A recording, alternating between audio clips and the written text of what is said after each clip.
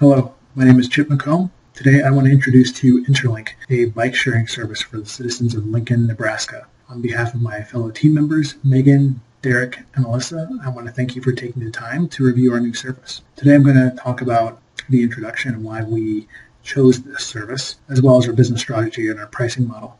Megan's going to speak to you later about the value that our service is going to add to the customer, as well as our product positioning. Derek's going to share about the servicescape, and then Alyssa is going to close us with our marketing and communications plan, as well as information about the competitive advantage that we hope to sustain in the market. So why do we choose this service? Well, it's pretty apparent that with new companies popping up like Uber and Lyft and Airbnb, a sharing economy has been born. Some have been calling this an access economy, as people are choosing, instead of owning large ticket items, that they rather just rent them on demand. So seeing this shift, this cultural shift taking place, as well as seeing that there's a need for quick, reliable, and cheap transportation in a lot of moderately sized metropolitan areas, we decided to launch this bike sharing program. Now, bike sharing programs are nothing new. In 1968, the first bike sharing program was launched.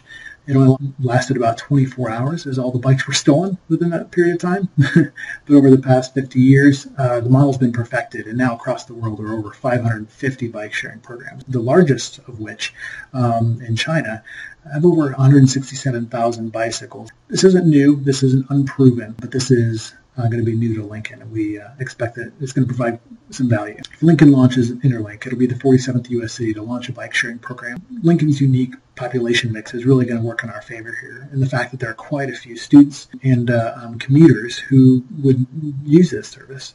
On top of that, there is a good population density, a commuter climate, as well as plenty of tourist traffic as well. So critical factors to the success, though, are going to be designing a culturally relevant service experience.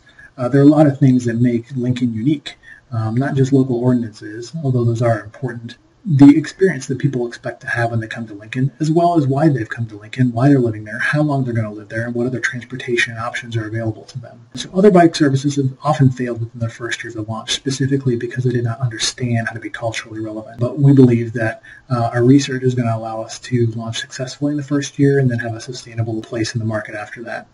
Revenue is often generated by corporate sponsorship and user fees, not solely user fees. In fact, the most successful programs generally receive between 25 and 30% of their revenue through corporate sponsorship.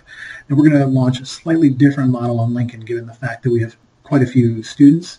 But our research and modeling indicates that we could launch our service the first year with 125 bikes and 11 stations for a total startup fee of $1.5 million.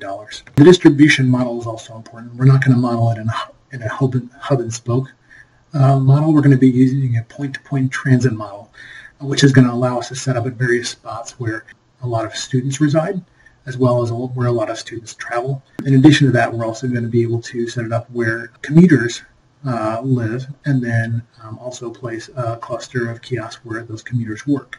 So we believe within the first year we're going to be able to identify between 4 to 6 areas where we should cluster our kiosks for the maximum effect, and hopefully expand those over the course of the first, second, and third year.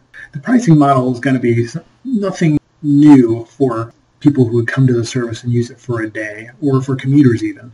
Across the U.S., we see day pass prices range in the area of $6 to $9 a day, which gives a user unlimited number of rides during that day. However, all rides must be less than 30 minutes. So every 30 minutes you got to check your bike in, even if it is to check it right back out again. But that 30-minute to an hour time frame that is kind of general across the industry. The monthly passes give people unlimited check-ins and check-outs for an entire month. $80 a month, that's fairly price competitive as well, although a little bit on the high side. However, for students, this is where our pricing model does deviate from the norm. We propose that for $13.50, a student fee be added to student transportation fees that are charged to all resident students in Lincoln.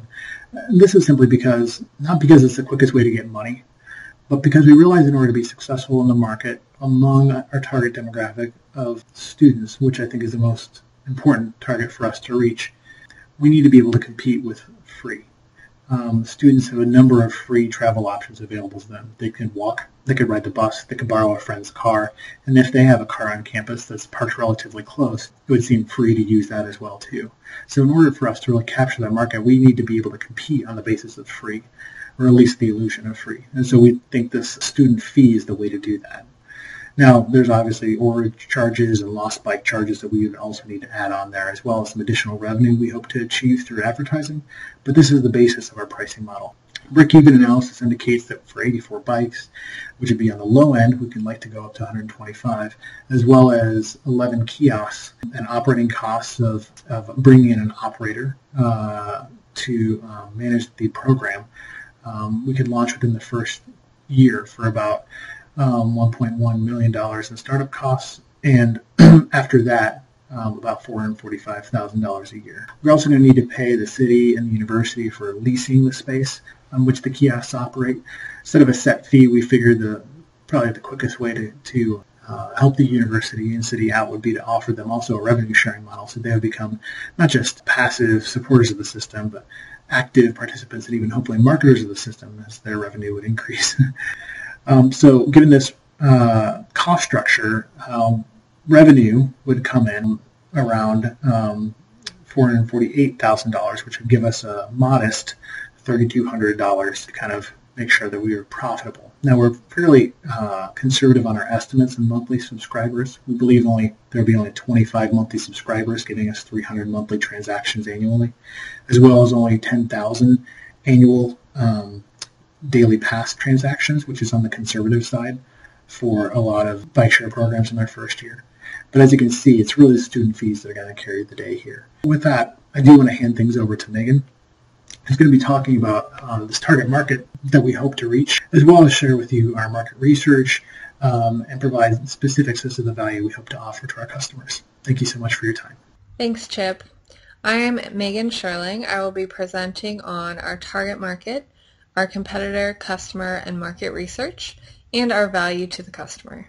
First, our target market. We are targeting current bike commuters, current bus commuters, college students, and people who live and work downtown.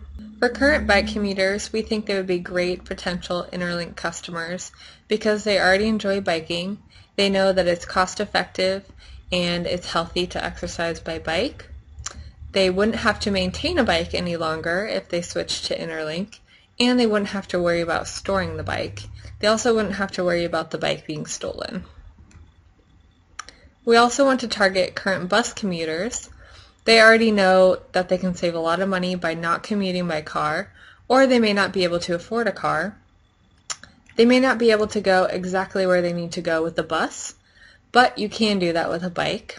It's comparable in cost to a bus pass, and you can use it at any time. You don't have to wait for the bus, and the bus doesn't always run when you need to go somewhere. We also want to target college students, particularly UNL students. That way, these students don't have to bring a car to campus. They can get through campus, particularly the center of campus where cars just can't go. And it's cost effective, especially if they were only using a car a couple times a week. You don't have to wait for the bus if you were currently riding a bus and switch to interLinc. And of course, it's a great way to get exercise and get outside. You also wouldn't have to maintain a car or pay for or find parking for a car. And we are going to have lots of kiosks on and around campus, which makes it very accessible for students. And it's great for international students because they often can't bring a car, and so this is the best way for them to get around. We also want to target people who live and work in downtown Lincoln. There are thousands of UNL students that live downtown like we just talked about. More and more young professionals are choosing to live downtown, and that is including more housing that's being built downtown for them. And of course, thousands of people commute to downtown Lincoln every day to work. Often these residents have to leave the downtown area to get groceries or do other shopping, and that's too far to walk, so they need some form of transportation. But parking is limited and expensive downtown.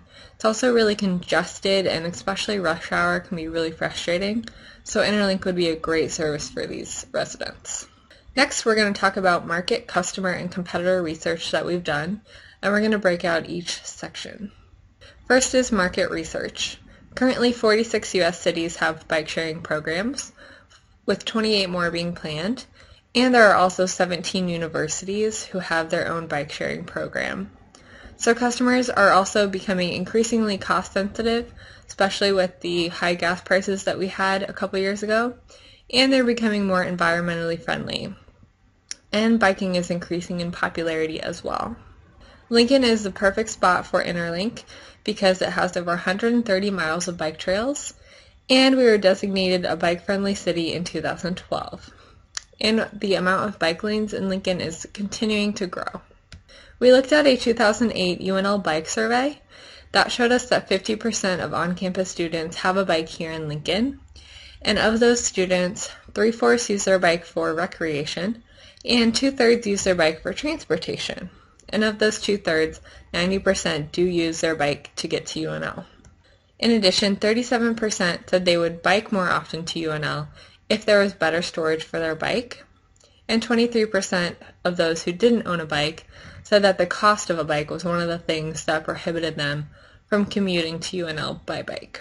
In addition, 37% said that walking was their primary method of transportation, and 7% said that the bus was their primary method of transportation.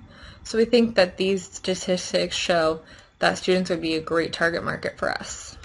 The 2012 American Community Survey showed that the number of people who commute to work by bike has increased 50% since 2005. And as you can see, the percentage of Lincolnites who are commuting to work by bike is also increasing. Next, for competitor research, the only close competitor that we have is Heartland B-Cycle. It's in Omaha. It has a number of bike stations with more planned. And as you can see, they have their prices there for daily, monthly, and annual passes. And after the first hour, you have to pay an additional fee. Another indirect competitor for us is StarTran. The one-way and monthly passes are fairly cheap, but they don't run all day and they don't have service on Sundays, and you also cannot buy their passes online. In addition, driving is something that takes away from our service, but it takes a long time. You have to pay the upfront cost of a car, which is increasingly expensive for many people to afford, and even if you do get a loan, you have to pay the interest on that, and you usually have to pay to park as well. You also have to pay for gas and maintenance, which can average almost $4,000 annually per car, and you have to pay for a license, registration, and car insurance. And next, our value to the customer. We are accessible, cost-effective, we have secure storage, you don't have to maintain a bike, we're a good way to exercise, and we're good for the environment. So of course you don't have to worry about your bike being damaged or stolen, or find a place to store it in small apartments or dorms. And you don't have to look for a bike rack or buy locks. We have convenient locations everywhere. New bikes can cost hundreds, if not thousands of dollars, so we're cost effective. And you also don't have to pay for it and wait for repairs to be done to your bike. We're great for being outside and exercising, and of course bikes don't produce carbon emissions like cars do, so we're great for the environment. And next we're going to have Derek speak to us. Thanks, Megan.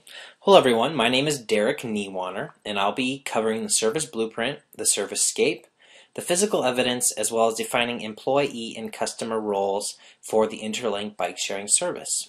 First of all, the service blueprint. As you will see here shortly, we've created 2 service blueprints for this project.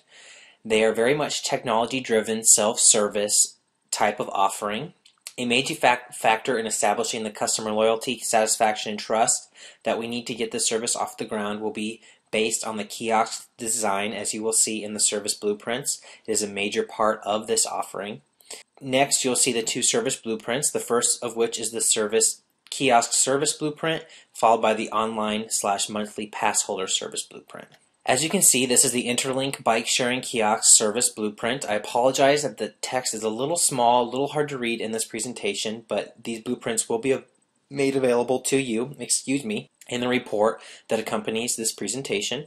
But as you can see, this blueprint takes the customer through the entire service offering, from approaching the kiosk to entering personal information, swiping a credit card, retrieving their bike, into returning their bike and receiving a receipt via email.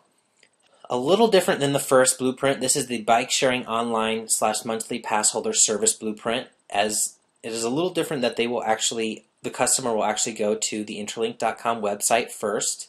where they will purchase their monthly pass. Then once they approach the kiosk, they will enter that pass number. They'll choose their bike, ride their bike, return their bike, and be sent an email receipt as well.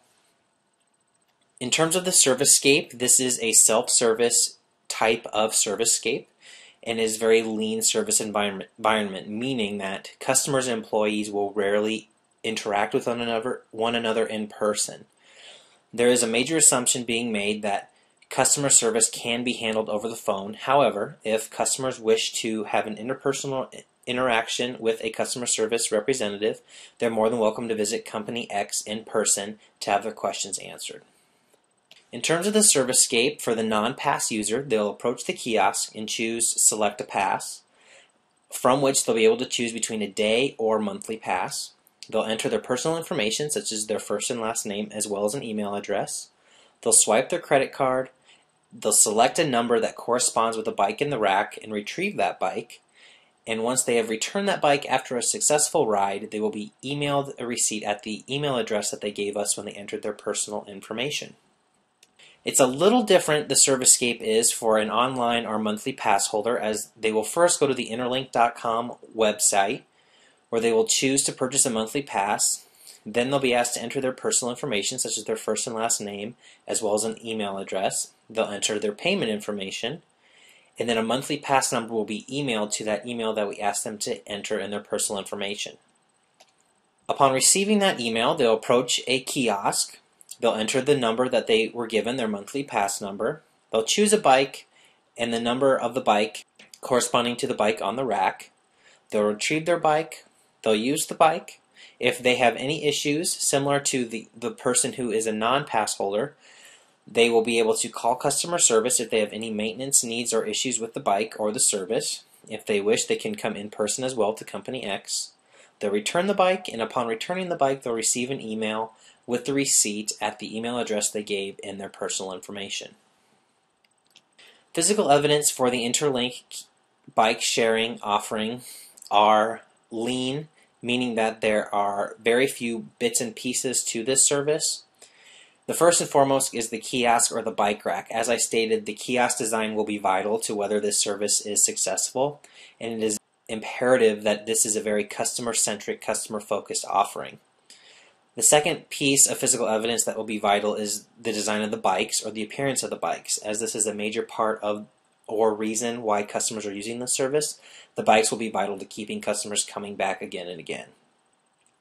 To a lesser extent, the emailed receipt and the interLinc.com webpage act as physical evidence of services rendered, as the email could potentially be printed out, but it does showcase what you have paid for, the service you use, the times you use the service, and the web page is the place where you will go to buy your monthly pass. And then, of course, if customers are having issues having their questions answered over the phone, they're more than welcome to visit Company X, where there will be a parking lot, exterior to the building, waiting room, decorations, receptionist, office spaces that will serve as physical evidence.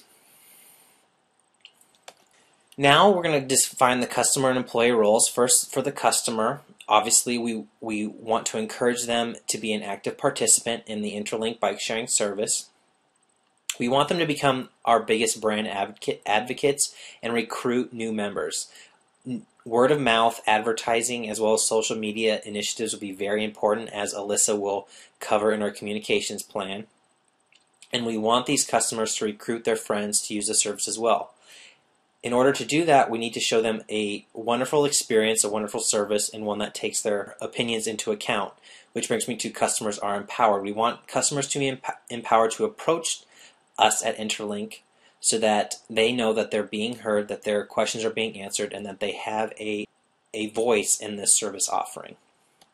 In terms of employee roles, first and foremost, employees will be facilitators of the service, and they will maintain bikes and kiosks, but above all, employees will be exemplary customer service representatives.